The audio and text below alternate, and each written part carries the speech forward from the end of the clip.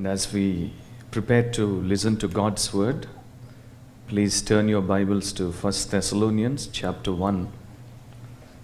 And we will read from verses 6 through 10. 1 Thessalonians chapter 1, verses 6 through 10.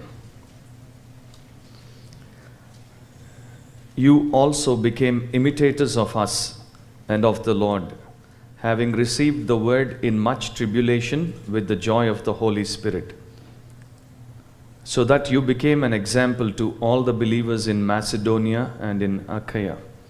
For the word of the Lord has sounded forth from you, not only in Macedonia and Achaia, but also in every place your faith toward God has gone forth, so that we have no need to say anything. For they themselves report about us what kind of a reception we had with you, and how you turned to God from idols to serve a living and true God, and to wait for his Son from heaven, whom he raised from the dead, that is Jesus, who rescues us from the wrath to come. Let's pray. Gracious Heavenly Father, once again we thank you and praise you for this morning service. We thank you, Lord, for being with us all through. We thank you for exhorting us through the word. Once again, you have reminded us that you have taken our place on the cross. You became our substitute. You took our sin, our shame, our sorrow, our sickness, our suffering, and all the eternal consequences upon yourself, and you paid the penalty for our sin. Lord, thank you for your shed blood that not only cleanses us from all sin, but also gives us total freedom from sin and its consequences. We thank you for your resurrection. We thank you for your ascension. We thank you for your intercession at the right hand of the Father. And we thank you, Lord, for your glorious appearing, which is going to happen very soon.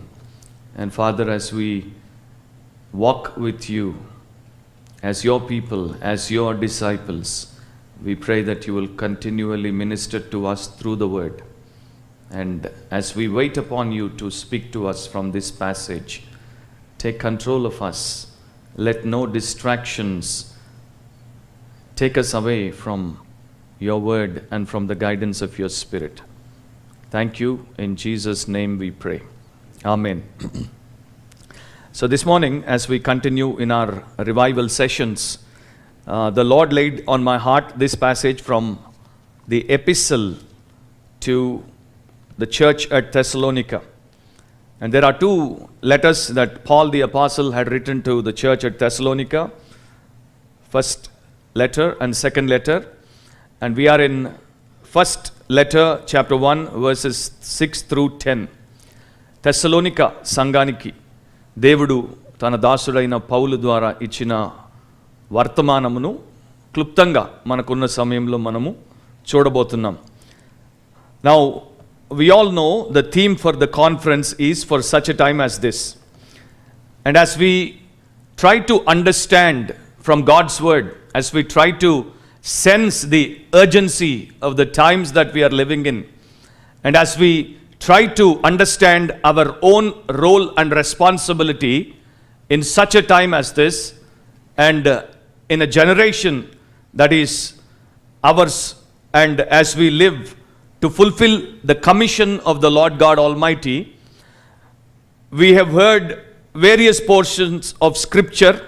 And today what I want us to see is this: as a church, what is our responsibility?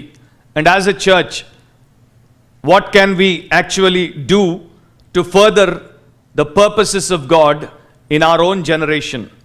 There are so many churches that we find in the New Testament, but the church at Thessalonica is a wonderful church. It's an exemplary church. It's a church that not only lived for the Lord, but impacted many around it. And today, as the beloved's church, I believe with all of my heart that God has a specific purpose for this church in this particular region and for this generation. So as we try to understand the things that the Thessalonian church has done as they lived for the Lord, it would also enable us and help us to live the way God wants us to live. తెస్సలోనిక సంఘములో దేవుడు ఏదైతే చేశాడో అలాంటిదే ఈ సంఘము ద్వారా కూడా దేవుడు చేయడానికి ఈ వాక్యము ప్రేరేపణగా ఉంటుందని నేను నమ్ముతున్నాను. 3 things that I want to bring from this passage. If you read verse 6, it goes like this: You also became imitators of us and of the Lord, having received the word in much tribulation with the joy of the Holy Spirit. Now this is Paul the apostle writing to the Thessalonians, and he is actually commending the church. He is appreciating their faith. He is really appreciating the love of their or the labor of their love, and also he is commending them for their steadfastness of hope. And at the same time, he is trying to remind them the way they have come into the faith. So the first truth that we understand here from this passage is this: embracing the true message. నిజమైనటువంటి సందేశాన్ని వారు హృదయానికి హత్తుకున్నారు. If you need to understand how these Thessalonians have come to believe in the Lord Jesus Christ and how there was a church that was planted by the apostle Paul, you need to get into the book of Acts chapter 17, but we would not read all those verses there. I just want to point out few verses maybe. Acts chapter 17 verses beginning from verse 1. It says, Now when they had traveled through Amphipolis and Apollonia, they came to Thessalonica, where there was a synagogue of the Jews, and according to Paul's custom, he went to them and for 3 Sabbaths reasoned with them from the scriptures, explaining and giving evidence that the Christ had to suffer and rise again from the dead, and saying, This Jesus whom I am proclaiming to you is the Christ. And some of them were persuaded and joined Paul and Silas along with a large number of the God-fearing Greeks and a number of the leading women. So when Paul was led by the Holy Spirit to the city of Thessalonica, he was there for 3 Sabbaths. That means he was there in the synagogues of Thessalonica preaching the gospel of Jesus Christ on 3 Saturdays. Only in 21 days, he did make a big influence on the people that attended the synagogues, that came to hear the apostle Paul.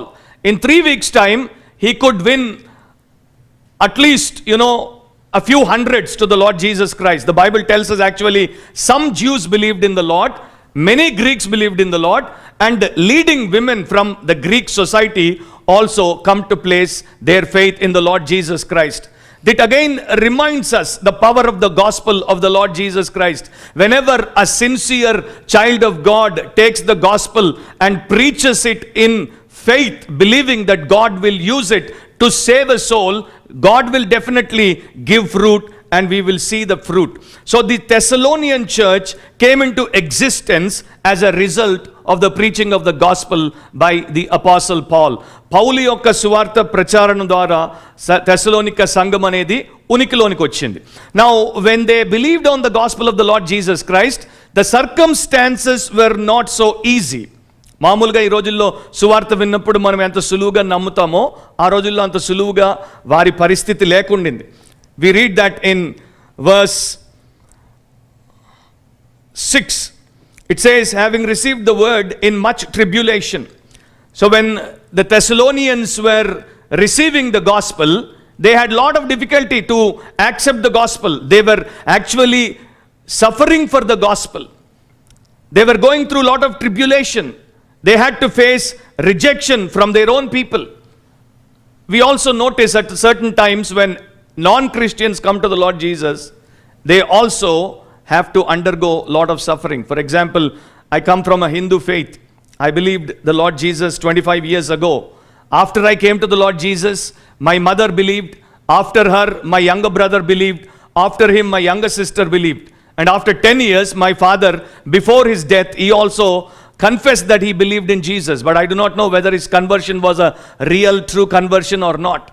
But for those 10 years after my and my family's conversion, all my relatives, because they come from a high caste Hindu society, all of them have left us completely. They have banished us. They have excommunicated us.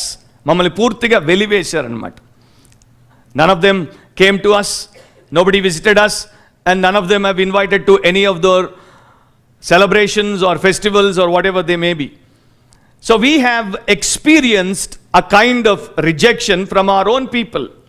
We do not know what sort of problem the Thessalonians have gone through, but the word the Apostle Paul uses here is a very strong word. He used the word tribulation, thlipsis in the Greek. It means to be pressed down. ఒక ద్రాక్షను పట్టుకొని పిండితే రసం ఎలా బయటకు వస్తుందో అలా పిండబడ్డం అన్నమాట. So the Thessalonians, to believe in the gospel of Jesus, to accept the gospel, they had to go through tremendous tribulation. And this is where many people fail to come to Jesus. And today, in today's context especially, more and more people are trying to come to Jesus only to escape trials, tribulations, sufferings and hardships. And preachers also try to project Jesus Christ as the problem solver, as the peace giver. If you believe in Jesus, you will not have any problem. If you believe in Jesus, you will not have any lack. If you believe in Jesus, He will take care of all your needs. You can live a nice, happy, easy-going life, and you will sing all the way to heaven, hallelujah, and then there will not be any kind of trouble. That's not the gospel of the Bible. The Bible tells us something else. And Thessalonians, they believed the Lord Jesus Christ, accepted the gospel in real tribulation.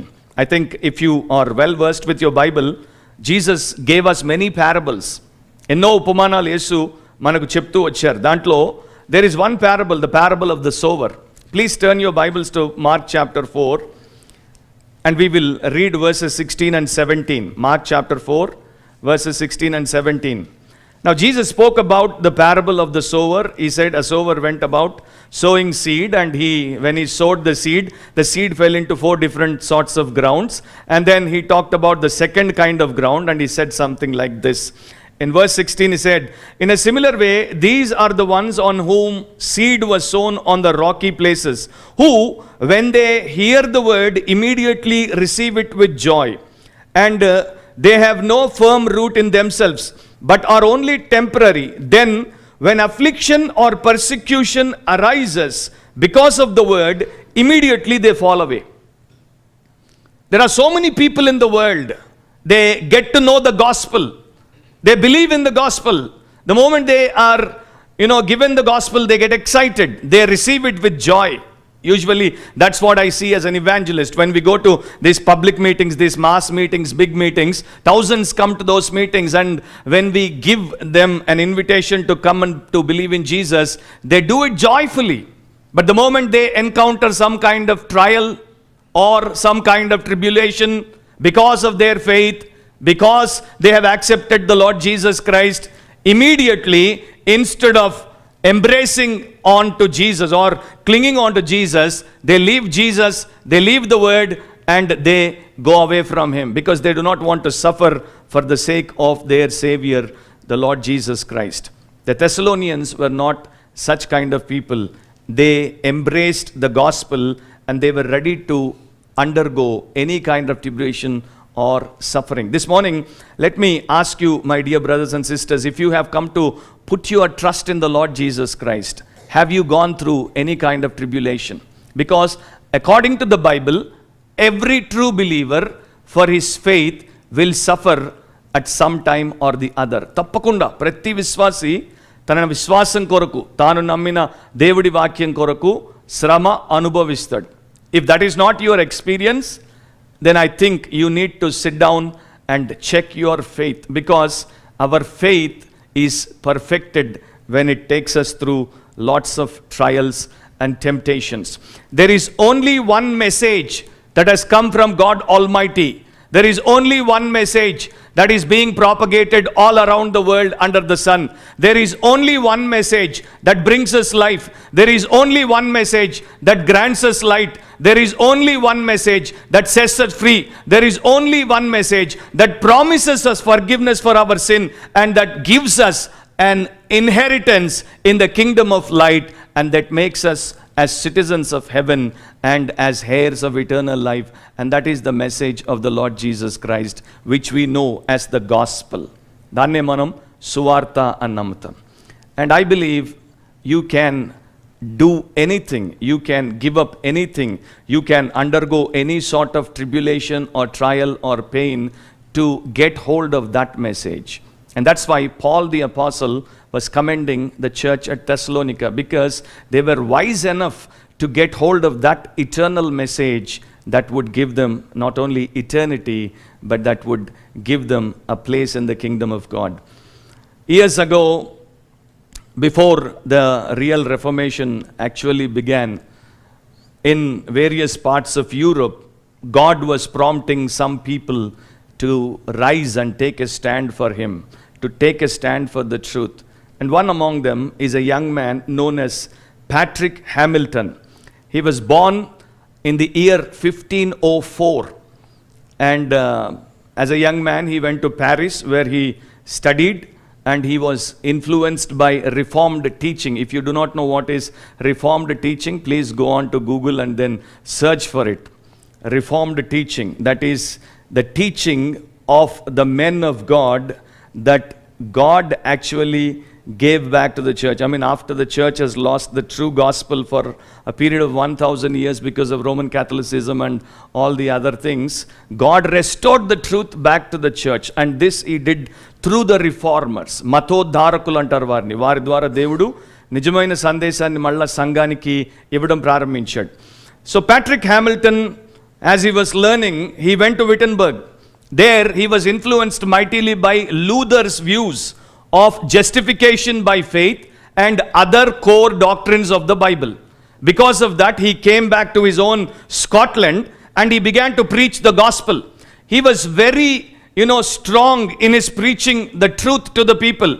And wherever he went, he used to preach the gospel, and some of his hearers, they began to be saved. They began to accept the Lord, and they started following. And this displeased some of the Roman Catholic priests or authorities that were in high places.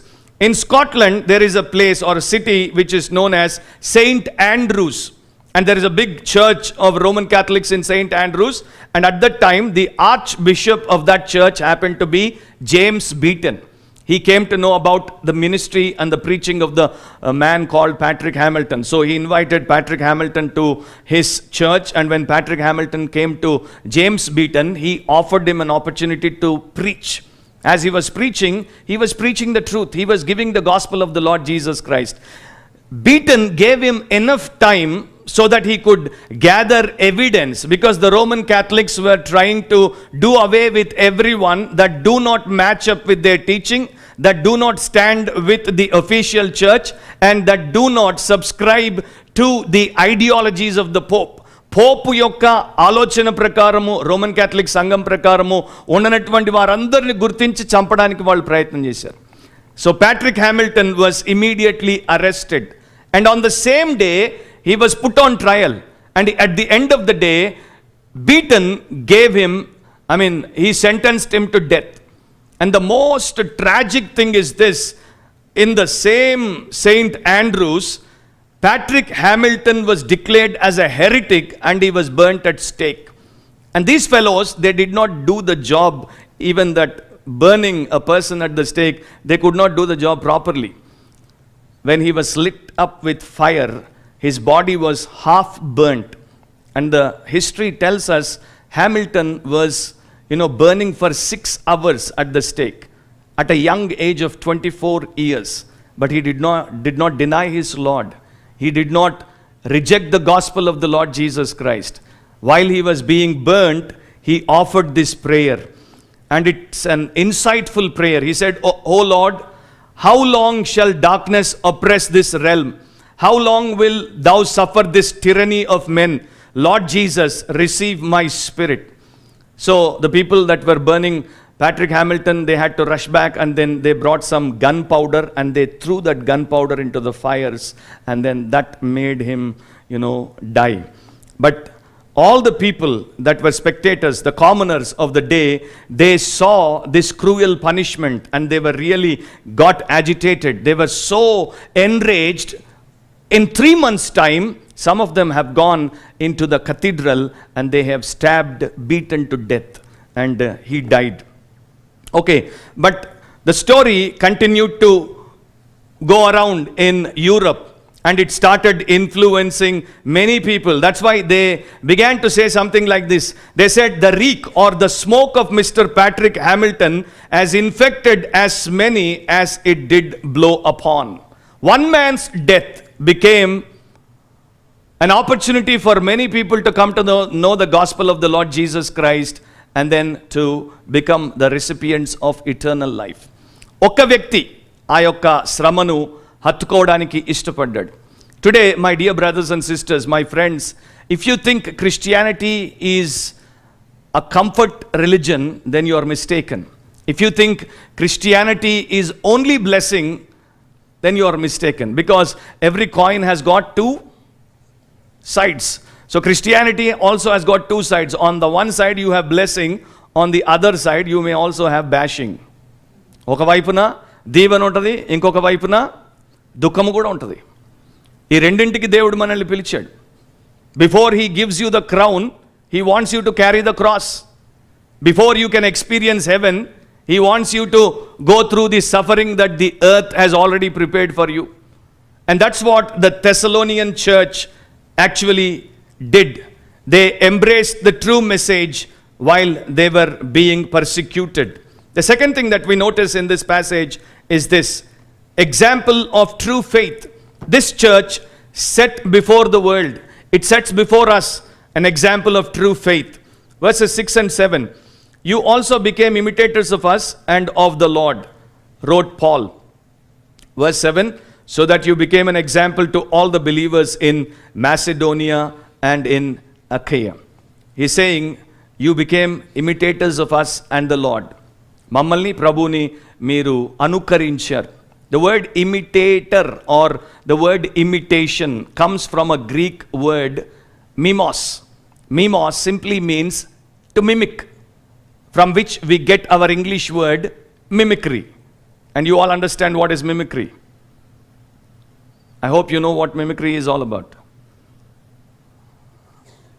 Imitating, impersonating.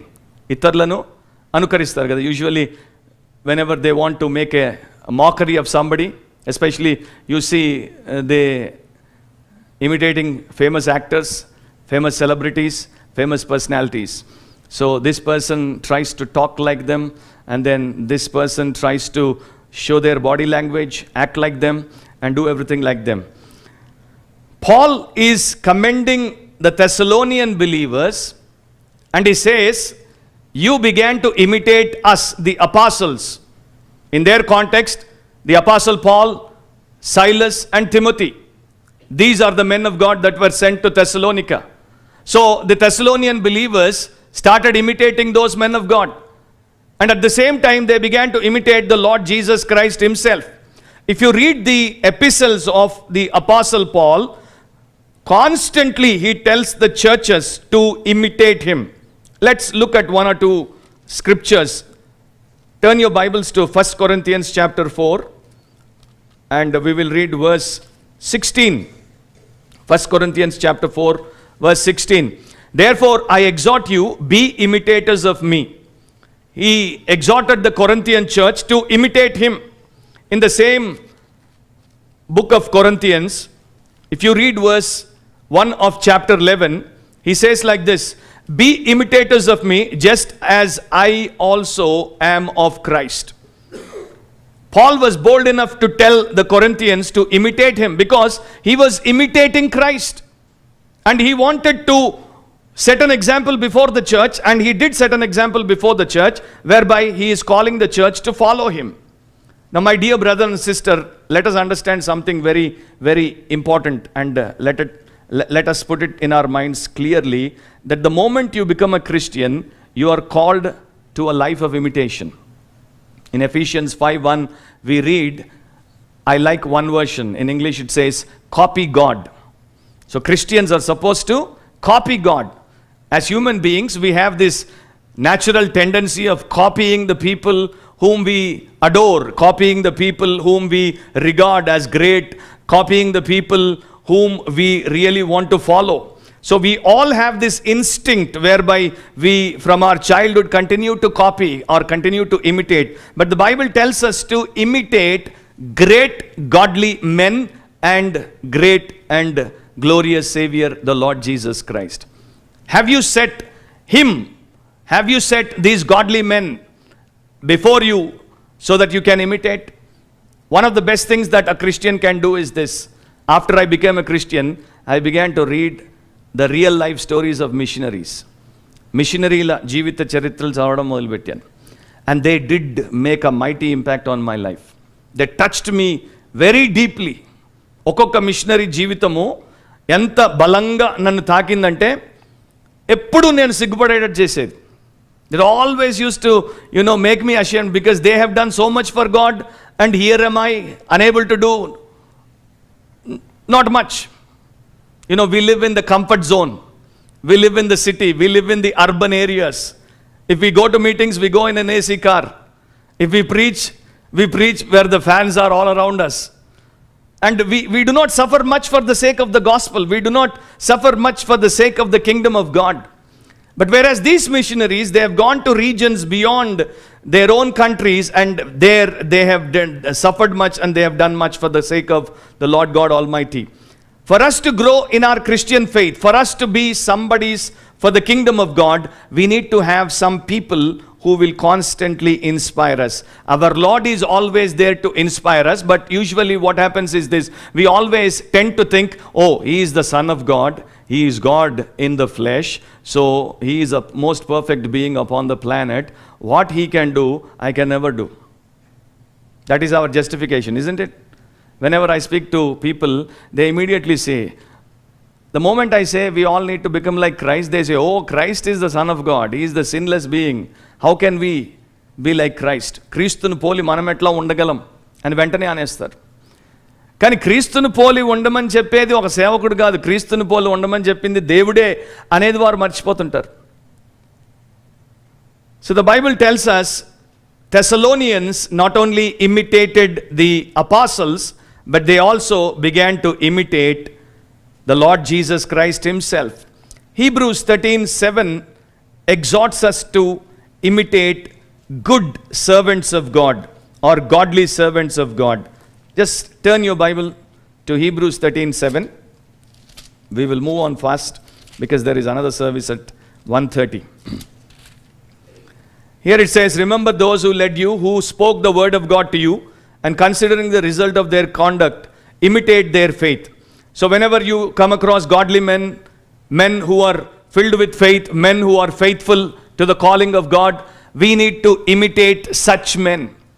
We need to follow their faith. We need to encourage ourselves so that we can also be faithful to the calling of God on our lives. When he wrote to the Philippians, Paul says in Philippians 3:17, he says, brethren, join in following my example and observe those who walk according to the pattern you have in us.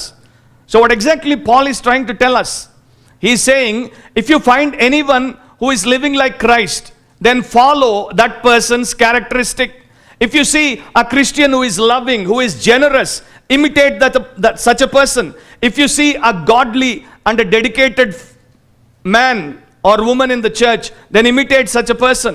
If you see a humble and meek person in the church, then imitate that person. That's why fellowship in the church is so important. That's why knowing one another in the church is so important.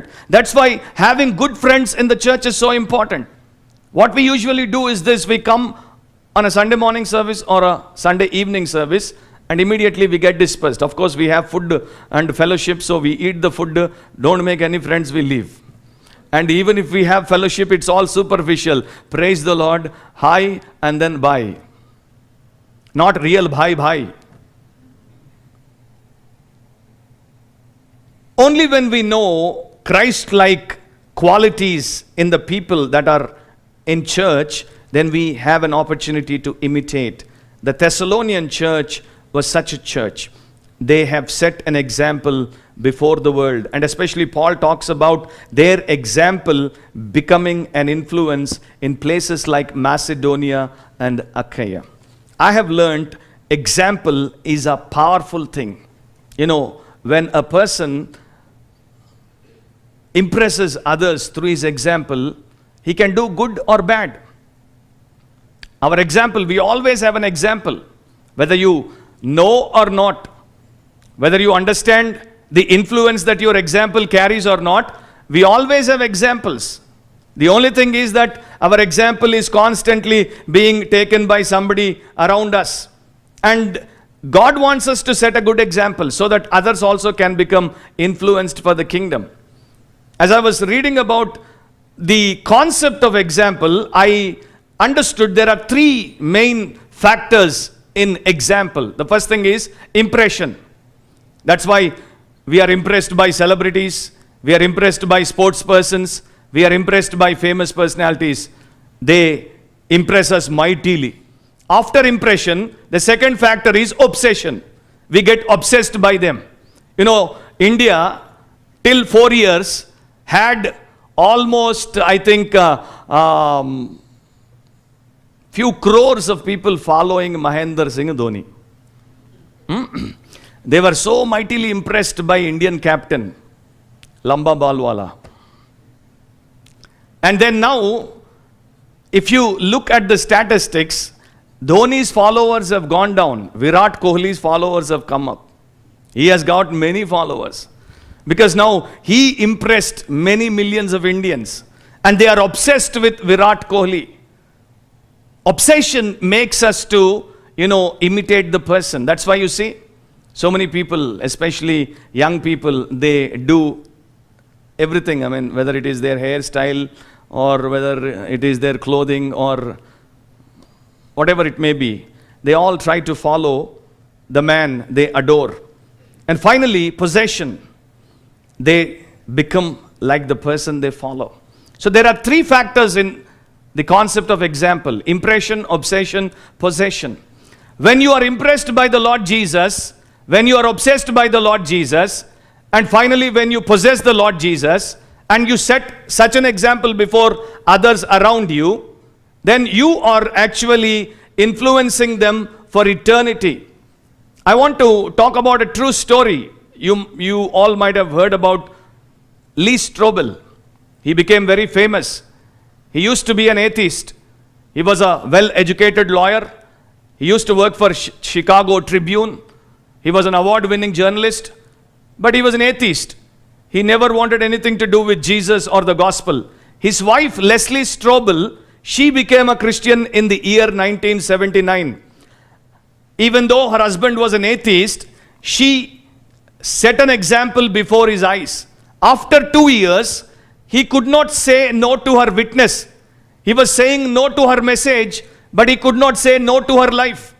Because of her, he began to read the Bible. He began to do research. And after 2 years, he came to a conclusion where he himself confessed that the gospel or the message of the Lord Jesus Christ must be true. So Lee Strobel, because of the influence of his wife, he became a Christian and he began to live as a Christian. And now the interesting thing we notice here is they had a 5-year-old daughter. Her name is Allison. One day, Allison came to her mom and she said, "Mommy, I want God to do for me what He has done for Daddy." Just see a 5-year-old girl coming to the mom and saying, "I want God to do for me what He has done to Daddy." Leslie Strobel influenced the husband, and husband Lee Strobel influenced the 5-year-old daughter, and the 5-year-old daughter also aspired what the daddy has got. In a family, we see such a powerful influence, and similarly in the church and in the society that we live in, we as God's people must leave our influence. That's what the Lord wants us to do. Finally, let's go to the third point and then we will close. Verses 9 and 10 tells us evidence of true conversion. How do we know that these Thessalonians have actually, believed in the Lord and they have become true Christians? Paul gives us some clues in verses 9 and 10. He says, "For they themselves report about us what kind of a reception we had with you, and how you turned to God from idols to serve a living and true God, and to wait for His Son from heaven." So he's talking about three things in relation to the lives of those Thessalonian believers. Three things. Let me briefly take you through those three things and then we will close. The first thing, before I get into that, let me give you an example. D.L. Moody, the well-known evangelist in the world, one day he was going through a lane in a city and suddenly he came to face a drunkard. And the drunkard came to D.L. Moody and he said, "Mr. Moody, you converted me at one of your crusades." And immediately Moody looked at him and he said, "Okay, you may be one of my converts, but you are definitely not the Lord's converts. If you were converted by the Lord, you would have left your drink. You would not remain as a drunkard." ఒకవేళ ప్రభు నిన్ను రక్షించి ఉంటే నువ్వు తప్పకుండా తాగుడు మానేసేవాడు. నేను నిన్ను రక్షించానంటున్నావు కనుక ఇంకా తాగుతూనే ఉన్నావు. అర్థమైంది కదా point?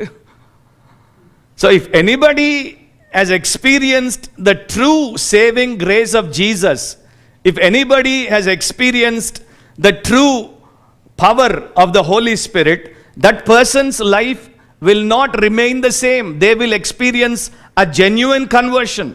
They will be totally and drastically transformed from within. Most often what we see in churches is this: after we become Christians, our language changes. After we become Christians, our clothing changes. After we become Christians, our demeanor changes. Maybe earlier you were aggressive, now you become passive because you are among saints, and saints tend to be passive, humble people. So you also become humble. So all these externalities do not matter much to God. God wants the real change to happen inside. లోపల మారాలి. చాలామంది ఏం చేస్తారు, లోపలంతా రోత పైన అంతా పూత. అది రియల్ కన్వర్షన్ కాదు. So Thessalonians, they truly got converted. That's why a man of God used to say, our converts are our best advertisements and best arguments. If you have a true, genuine convert in the church, put that person before the aggressive atheist, he cannot win over, because this convert who had a genuine experience of conversion will be the best advertisement and the best argument. Three things. The first thing that we notice in the life of Thessalonians is they have turned from idols. They have turned to the living God. They have turned from idols. And this is a very, very interesting thing. They were all idolaters. If you know the Greek history and if you know regional history of Thessalonica, it is, I think it is just 15 miles away from Mount Olympus. Greeks had many gods like Indians. మనకి ముక్కోటి దేవతలు ఉన్నట్టు గ్రీకులకు కూడా లెక్కలేనని దేవుళ్ళు ఉన్నారనమాట. And Mount Olympus happens to be the birthplace for many of those Greek gods. So all those gods and goddesses happen to live on Mount Olympus. Thessalonica is just 15 miles southwest of Mount Olympus. So everywhere they had idols, everywhere they had temples. They were born in idolatry, they were brought up in idolatry. All along their life they lived in idolatry. But when they believed in the living God, they came to know that all these idols are vain and they left those idols. If you and I want to really show our conversion, then the first thing that God wants us to do is to leave all the idols. Maybe you can come to me after the message and say, "Brother, I don't have any idols." Idols are different kinds. There are some visible idols, there are some invisible idols. Some idols you see on the shelf, but there are many idols in the self. There are some metal idols and there are more mental idols. Now Christians, they don't have metal idols, but they have many mental idols. For you and I to come to the living God, the true God, and to serve Him for the rest of our lives, we need to do away with all these idols. You may have anything as an idol. Your job can be an idol, your profession can be an idol, your hobby can be an idol, a person in your family can be an idol, a habit can become an idol. Anything that you adore, anything that you worship, anything that you long for, anything that you cannot live without is an idol. Sometimes our gadget becomes an idol. For a 2-year, 3-year, 4-year-old fellow, the smartphone is an idol. He doesn't care about his father, his mother. Only when he's hungry, he remembers them. The rest of the time, he lives in the gadget. That's his idol. So anything can become an idol. Muhammad of Ghazni, when he invaded India, the first thing that he and his forces did was to destroy all the temples, because temples and idolatry was against Islam. So they wanted to do away with all the temples, and many Indian temples were, completely destroyed. And they came to a particular city. There, Muhammad of Ghazni was trying to destroy a temple. And the priest of the temple came running to him, and he fell at his feet and he requested, you can do anything with the temple, but please leave that one precious idol that is very precious to us. We want you to grant it to us. We don't want you to destroy it. Ghazni was a very, mindless man. He took that idol from the priest and he gave at least 10 to 12 blows and completely broke it. The moment it was broken, all precious stones came out of the idol. Now you know why the priest wanted to keep the idol. The idol had so many precious stones.